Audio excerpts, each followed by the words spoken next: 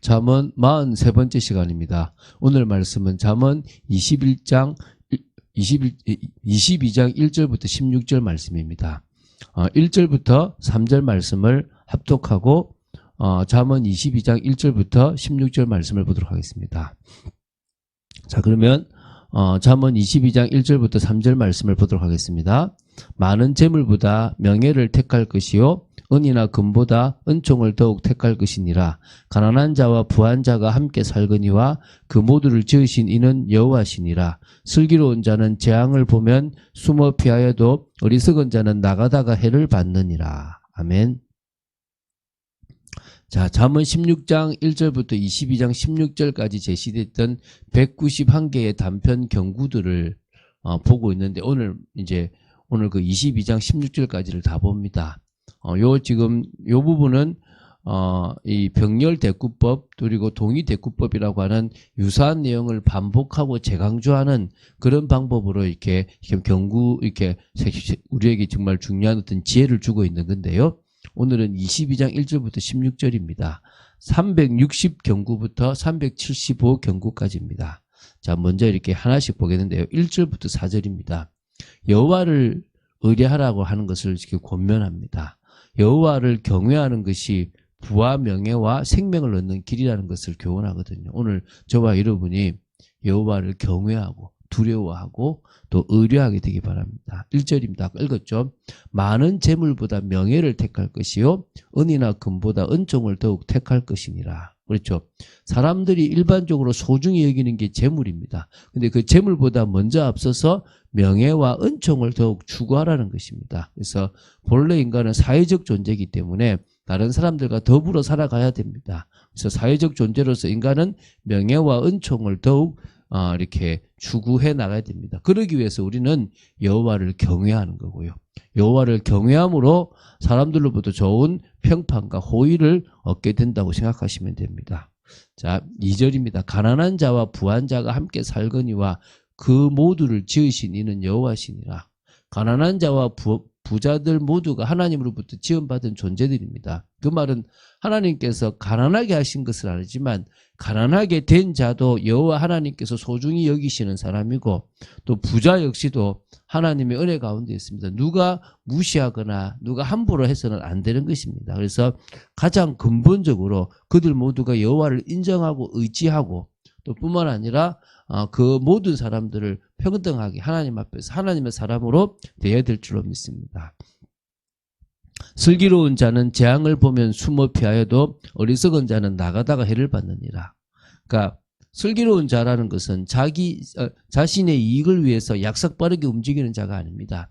삶의 본질과 방법에 대하여 좀 깊이 있게 생각하며 여호와의 뜻에 맞게끔 행동하는 사람을 말합니다. 그렇기 때문에 재앙을 보기 전에 이미 그 재앙의 어떤 징조를 보고요. 피하고 또 이렇게 그 속에서 또 인도를 받을 수 있는 거고요. 어리석은 자는 재앙이 오는데도 몰라요. 왜?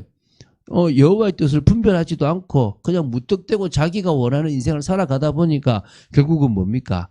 그 경솔함과 무모함 때문에 합당한 대가를 치르게 되는 겁니다. 4절입니다.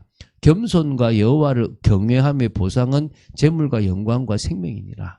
여러분, 우리가 돈이 우선이 되어서는 안 됩니다. 그러나 여호와 앞에 겸손하고 여호와를 두려워하고 경외하면 그것의 결과로 재물과 영광과 생명이 오는 거예요. 그러니까 다시 말하면 우리는 여호와를 바라보는 게 다른 것들을 얻기 위한 게 아니에요. 그냥 여호와 그분이 좋아서 바라봐야 되는 거예요. 여러분이 주님을 바라보는 게 정말 은혜를 위해서 바라보시고 주님과의 교제입니다. 여러분, 결혼을 왜 합니까? 사랑하는 사람과 함께 나누며 살아가기 위한 거잖아요. 그런데 가만히 보면요, 그냥 결혼이고 딴 걸 하는 사람이 있어요. 그럼 그게 정상적인 가정이라고 할 수가 없잖아요. 동일하게 우리가 주님과의 관계에서 가장 중요한 것은 주님과의 교제입니다. 주님과의 교제가 가장 중요하기 때문에 그 교제를 우선으로 생각하고 살아간다면 다른 것들은 따라오는 겁니다. 오늘 그런 축복을 누리시기 바랍니다. 5절부터 12절입니다. 의인과 악인이 각각 맞이하는 운명을 대조하면서 왜 악을 버리고 의를 따라가야 되는지를 교훈하고 있습니다. 5절입니다. 패역한 자의 길에는 가시와 올무가 있거니와 영혼을 지키는 자는 이를 멀리하느니라. 그러니까 패역한 자들은 자신의 인생길에서 가시와 올무와 같은 공경과 위험을 늘 만나게 됩니다. 왜냐하면 결국은 틀린 길을 살아가기 때문에 그렇습니다. 그러나 그것과 달리 항상 깨어 경계하며 근신함으로 그러한 것들을 멀리하는 사람들이 바로 영혼을 지키는 자들입니다. 여러분, 쉽게 살지 마세요. 우리의 영혼을 지켜가며 살아가고 유혹을 이겨가며 살아가고 하나님께서 기뻐하시는 삶을 살아가자는 거예요. 그 삶을 사는 게 구원이 아닙니다. 구원의 가치가 너무나 귀하기 때문에, 우리가 받은 은혜가 너무나 귀하기 때문에 우리는 그 삶을 살아가는 것입니다. 6절입니다. 마땅히 행할 길을 아이에게 가르치라. 그리하면 늙어도 그것을 떠나지 아니하리라. 여러분, 영혼을 지키는 정직한 삶을 살아감으로 가시와 올무를 멀리하기 위해서는 사실 어릴 때부터 바른 교육이 필요합니다. 여러분, 사실은 엄마들이 아이들 교육을 망치는 경우가 많아요. 왜냐하면 아이고 저 어린 걸 뭘 가르쳐, 좀 커서 가르치지. 머리 크면 안 배워요. 여러분, 우리 옛날 속담에 3살 버릇 8까지 간다 그러잖아요. 3살 전에 가르쳐야 돼요. 그러니까 만 3살이든 그 전에, 그러니까 만 3살이든 간에, 아니면 또 우리 한국 나이로 3살이든 간에 가르쳐야 돼요. 머리 굵어지면 안 들어요. 그런데 대부분이 뭐요? 아유 그냥 사랑으로 다 오냐 하고 머리 크고 나서부터는 안 배우니까 왜 말을 안 듣나 그래요. 안 듣게 만들었어요. 가장 어릴 때 이렇게 하는 거야, 이렇게 습관을 키우는 거야, 그때 가르쳐야 돼요. 가장 이쁘다는 그때에 그 아이를 바로 잡아줘야 돼요. 그러면요 늙어도 그걸 떠나지 않는다는 거예요. 저는 이 말씀이요 우리 3살 버릇 8까지 간다는 말하고 비슷하다고 봐요. 자, 부자는 가난한 자를 주관하고 빚진 자는 체주의 종이 되느니라. 여러분, 가난한 자와 빚진 자는 하나님께서 주신 시간을 낭비하는 게으른 부분도 있다고 보는 겁니다. 그리고 오히려 부자와 체주는 주어진 일을 열심히 이제 다시 살아가는 부분도 있다는 거예요. 그래서 부자가 가난한 자를 주관한다는 게 무조건 나쁘다는 게 아니라 그럴 수밖에 없죠. 세상에 최선을 다해 살아간 사람은 오너의 자리에 가 있는 거고, 그렇지 않습니까? 물론 일부 부모를 잘 만나서나 일부 뭘 잘못 터뜨려서 그런 사람이 있겠죠. 근데 그건 망해요. 진짜 부자는요 하나님이 주시기도 하는 겁니다. 그래서 그런 사람들은요 남을 주관하게 돼 있는 거죠. 여러분 명심하시기 바랍니다. 자, 8절입니다. 악을 뿌리는 자는 재앙을 거두리니 그 분노의 기세가 쇠하리라. 여러분, 농사를 비유해서 이제 씨를 뿌리는 사람처럼인데요. 여러분, 우리가 씨를 뿌리는 그 결과가 결국은 우리가 뿌린 대로 거두는 거잖아요. 그러니까 악을 뿌리는 자는 악의 재앙을 거둘 수밖에. 왜? 하나님이 그 결과를 주시게 돼 있는 거예요. 그런데 정말 하나님이 원하시는 것을 뿌려 나간다면 또 그 열매를 거두는 거죠. 여러분, 정말 우리가 악을 뿌리는 그런 자가 돼서는 안 될 줄로 믿습니다. 그래서 그 분노의 기세가 쇠할 수밖에 없습니다. 이제 9절입니다. 선한 눈을 가진 자는 복을 받으리니 이는 양식을 가난한 자에게 주민이라. 그러니까 가난한 자에게 선을 베풀고 그 가난한 자를 향하여 선한 눈을 가지고 있다면 하나님께서 그 선한 대가로 복을 주실 수밖에 없다 이 말이겠죠. 자, 10절입니다. 거만한 자를 쫓아내면 다툼이 쉬고 싸움과 수욕이 그치느니라. 그러니까 거만한 자, 여러분 공동체 내에서도요 거만한 자는 없는 게 나아요. 사실 교회가 그런 공동체 강함이 없다 보니까 누구나 와서 거만하게 있는데 그 사람이 공동체를 깨부수는데도 말을 못해요. 그 다 사랑으로 품어야 된다고 생각을 하는 거죠. 경계해야 돼요.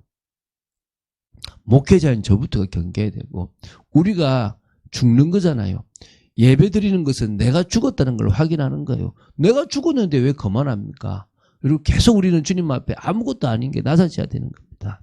그래서 그들이 그 거만함 속에 계속 있다면요 싸움과 수욕이 그치지 않는 상황이 되는 겁니다. 자, 11절입니다. 마음의 정결을 사모하는 자의 입술에는 덕이 있으므로 임금이 그의 친구가 되느니라. 여러분, 정말 마음의 정결을, 그 말은 무슨 말입니까? 나름대로 입술에도 덕이 있고 삶에도 약자나 또 여러분 빈자들 어려운 자들을 가난한 자들을 향해서 친절을 베풀고 그들을 향한 마음이 있는 자들은 임금까지도 높은 사람도 친구가 되어주는 겁니다. 그러니까 우리가 그런 삶을 살아가는 거죠. 12절입니다. 여호와의 눈은 지식 있는 사람을 지키시나 사악한 사람의 말은 패하게 하시느니라. 당연하겠죠.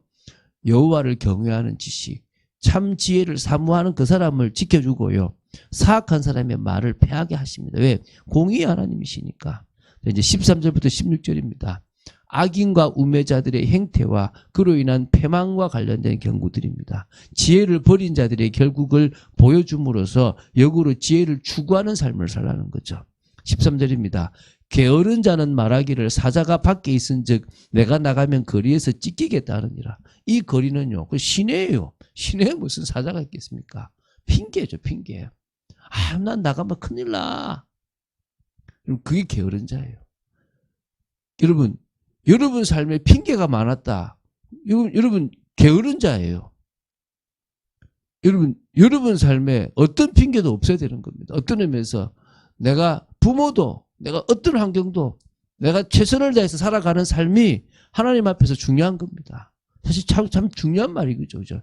여러분 어떻게 사자가 나를 찢겠습니까? 그렇게 생각하고 살아간다니까요. 여러분 생각만 바뀌어도 돼요. 14절입니다. 음녀의 입은 깊은 함정이라 여호와의 노를 당한 자는 거기 빠지리라. 여러분 유혹하는 사람이 있습니다. 유혹하는 사람에 넘어지면 안 돼요. 특히 바른 길을 가려고 한다면요.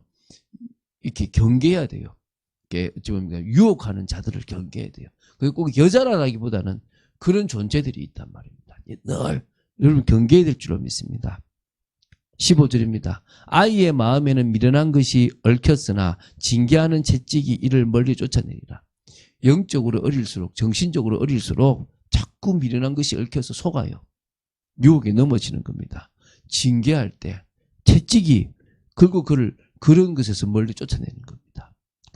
어떤 의미에서 여러분 정말 우리가 어떤 조직에서도 징계 이런 부분들을 잘 할 필요가 있는 것들이 있는 거죠. 16절입니다. 이익을 얻으려고 가난한 자를 학대하는 자와 부자에게 주는 자는 가난해질 뿐이니라. 여러분 사람이 이익을 따라 움직이면 안 돼요. 하나님의 말씀을 따라 움직이는 거고 하나님과의 교제 속에서 하나님이 원하시는 삶을 살아가야 되는 겁니다. 그런데 자꾸 내가 하나님의 자리에 있고 내가 죽지 않으니까 내게 필요한 걸 원해요. 근데 그게 뭐죠? 이익이고 또 부자한테 줄 서는 거예요. 여러분 그러면요 인생 실패합니다. 우리는 하나님이 원하시는 삶을 살아가고 하나님이 원하시는 세계관을 가지고 살아가야 되는 겁니다. 여러분 이 지금 이제 솔로몬의 375경구를 다 봤습니다. 이 앞에 해가 총 합쳐서 지금 374개 성구를 통해서 지혜를 추구하라는 거예요. 정말 주님을 바라보고 지혜의 근원이신 그리스도를 경외하라는 것입니다. 그럴 때 우리의 삶은 달라질 수 있다는 거죠. 우리 그런 삶을 살아가게 되기를. 그래서 오늘도 나는 죽고 그리스도가 사는 참안식을 사는 여러분 되시기를 주 예수 그리스도 축원드립니다. 주는 그리스도시요 살아계신 하나님의 아들이심을 고백합니다. 한 구절만 가지고도 참 깊이 있는 이야기를 해야 되는데 새벽이라 쭉 지나갈 수밖에 없고 또 빨리 지나갑니다. 아버지 하나님 이 말씀들이 우리 마음 신비에 새겨지고 묵상하며 더욱더 여호와를 경외하고 두려워하고 믿음을 가지고 살아가는 저희들 되도록 지켜 주시옵소서. 감사드립니다. 주 예수 그리스도 이름으로 기도드립니다. 아멘.